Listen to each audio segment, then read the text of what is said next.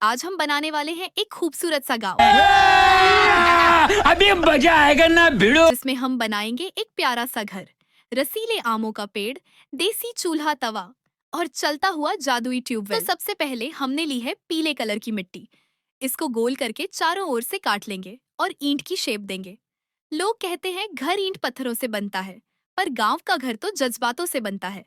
देखिए, ये पीली मिट्टी की ईंटें ऐसी लग रही हैं जैसे सोने के बिस्कुट हों। दीदी, ये सोने के बिस्कुट लग रहे हैं, तो इन्हें बेचकर मेरे लिए नया फोन क्यों नहीं ले लेती? आखिर कब तक मैं आपके इस पुराने डब्बे से गुजारा करूंगी? खाओ माँ कसम। अरियो काले मुंह की, ईंटों को सोना बताकर शहर वालों को छूना लगा रही है। पुत्र, ईंट की शेप सही रखना, वरना अगर दीवार टेढ़ी हुई तो ताऊ जी की लाठी और मेरा चश्मा दोनों तुझ पर ही टूटेंगे। ओ भाई, मारो मुझे, मारो मारो। बेबे, आप भी ना डराने में मास्टर हो। मिट्टी का घर बनाना एक कला है और इन नन्ही ईंटों को जोड़ते वक्त मुझे वो दिन याद आ रहे हैं जब हम कीचड़ में घर बनाया करते थे और मम्मी हमें मिट्टी का भूत कहकर नहलाया करती थी। दीदी, भूत तो आप आज भी लगती हो, बस अब मिट्टी की जगह मेकअप लगा लेती हो। ओ भाई, मारो मुझे, मारो। पिंकी की बच्ची, रुक तुझे बताती हूँ। दोस्तों, नींव तो डल गई है और ईंटें भी सज गई हैं। अब देखिएगा कैसे ये पीली ईंटें हमारे गुलाबी घर की मजबूत दीवारें बनेंगी।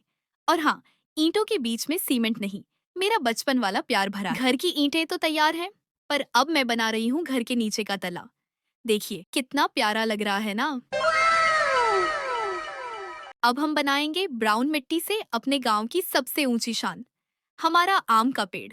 ये सिर्फ पेड़ नहीं है दोस्तों, ये मेरे बचपन का वो जिम है जहां मैंने बंदरों की तरह लटक कर अपनी हड्डियां तुड़वाई थी।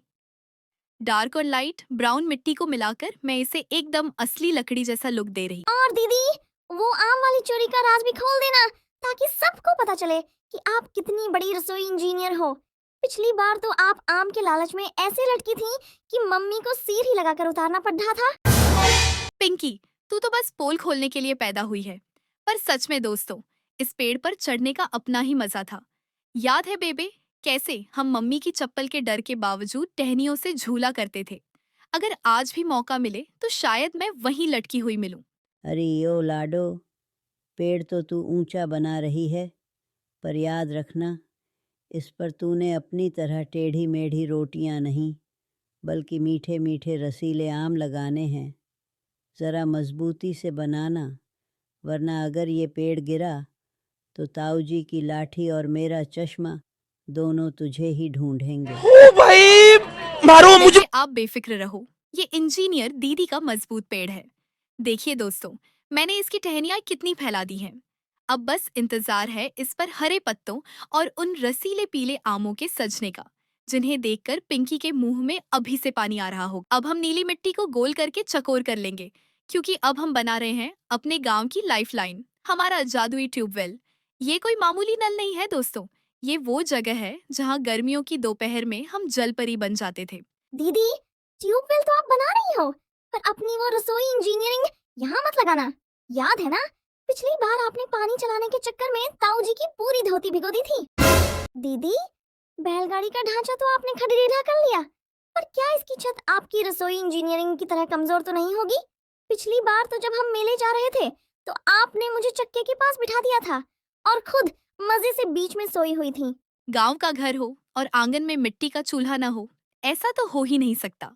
अब हम बना रहे हैं पिंक मिट्टी से वो प्यारा सा चूल्हा जिसकी रोटियों का स्वाद आज भी मेरी जुबान पर है। दीदी, चूल्हा तो आप बड़ी मेहनत से बना रही हो, पर क्या इस पर आपकी वो रसोई इंजीनियरिंग वाली गोल रोटियां बन पाएंगी? पिछली बार तो आपने जो रोटी बनाई थी, उसे देखकर ताऊ जी पूछ रहे थे कि क्या आज खाने में दुनिया का नक्शा बना है? अरे ओ लाडो, अब बातें कम कर और काम शुरू कर। आखिर में एक ऐसी पहेली पूछूंगी कि बड्ढे बड्ढे का दिमाग घूम जाएगा। एक ऐसी चीज है जो जून में होती है पर दिसंबर में नहीं, जो आग में होती है पर पानी में नहीं। बताओ वो क्या है? जो भी सबसे पहले सही जवाब कमेंट करेगा, मैं उसका कमेंट इनाम के तौर पर पिन करूंगी, जैसा हमने पिछली बार किया था। लाइक सब्सक्राइब करें।